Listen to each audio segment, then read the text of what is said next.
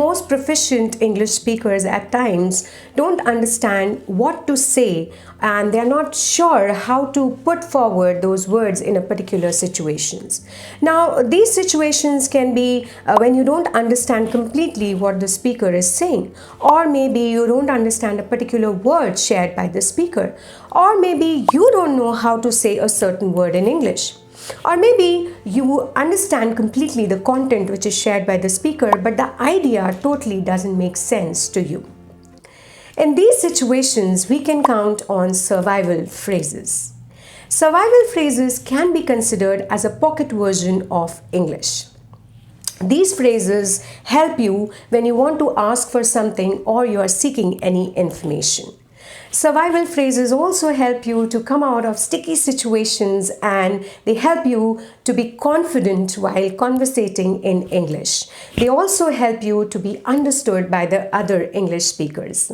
Hi, I am Surabhi Jain, your language acquisition coach, and I help you love your English, live your English, because I help you learn English beyond classrooms. So in this lesson today, I'm going to share certain survival phrases which you can use to ask for clarification in certain situations. Not only that, I'm going to share certain phrases which will help you to verify that you are understood, you are followed by the listeners or not. So stay till the end.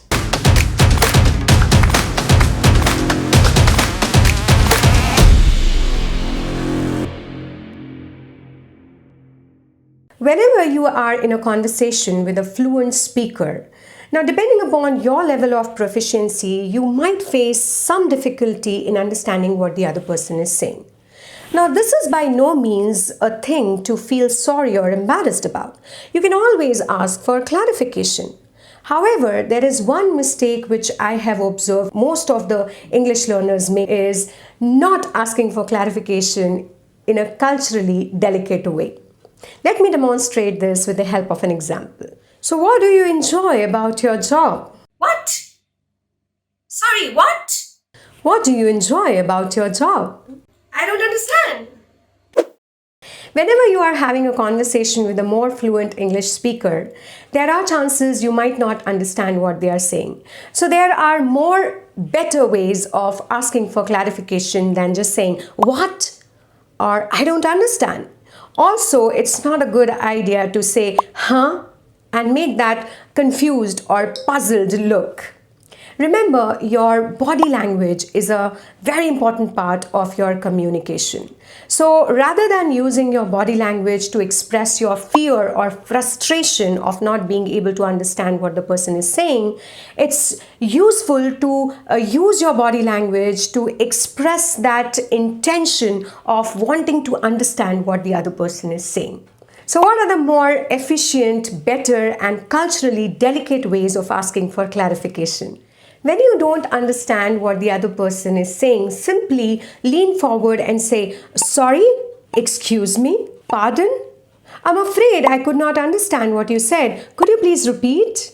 If your English is at elementary level or you're just a beginner in English learning, you can also say to that person, I'm sorry, I don't speak much English. Could you speak a bit slower? You might also say, can you please say that again? Or say that again, please. Or sometimes it's not that you didn't comprehend what they said. In fact, you did not hear what they said. So you can just ask them, sorry, I didn't quite catch what you said. Can you please repeat? Or can you please speak a bit louder? Now, the other situation can be a person used a word that you don't know. Now, here's when you would say, I don't understand that word. What does that word mean? Or depending upon the situation, you can say, sorry, I don't get that word. Now, the advantage of using survival phrases is that they are quick to learn, remember, and recall. They are used as units where you don't have to think about grammar and individual words. Apart from that, the other advantage is that whenever you want to recall these phrases, they are easily accessible to you. They require very little thinking. Now, let us consider this example, the phrase, what does that mean? If you consider this phrase as a grammatical construction, it will obviously involve a lot of energy to understand each and every word individually. But if you try to remember this as a complete phrase, as a unit, as a chunk, it will be very easy for you to remember and recall, and you will be able to use it fluently even if you are a beginner.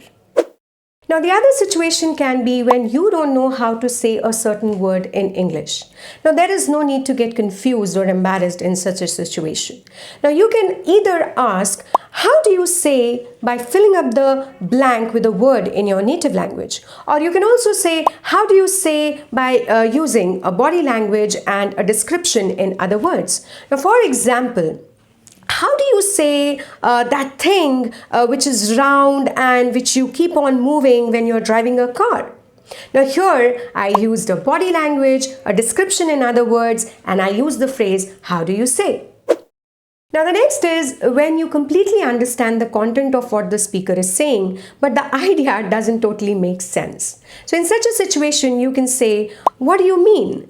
When you use this phrase, it is a clear indication to the speaker that you want him to explain or rephrase what he just said. It not only gives you a chance to understand the thing all over again, but it also saves the embarrassment.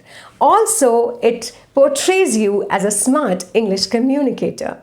The next is the situation when you want to verify whether the listener is following you or not. When you are the speaker, you can use the phrases, do you know what I mean? Know what I mean? When you use these phrases, you are verifying that the speaker is following as you speak. Not only that, it initiates a deeper level of understanding. For example, sometimes I think Sam works too much. Do you know what I mean? When you say, do you know what I mean, you are looking for both verification and empathy. These survival phrases act as a safety net when you fail to comprehend something or you don't know how to say something. And for this reason, they help you relax, feel more confident, and improve your social skills and your ability to flow in spoken English. So in today's lesson, we learned about how to ask for clarification when you don't understand something. We also learned about certain phrases when you don't know what to say something and how you can verify that the listener is able to understand you. So what are the other challenges you face in your English communication? Do let me know in the comment box so that I can create a lesson on that. Do share it with your other English learning friends if you found this video useful.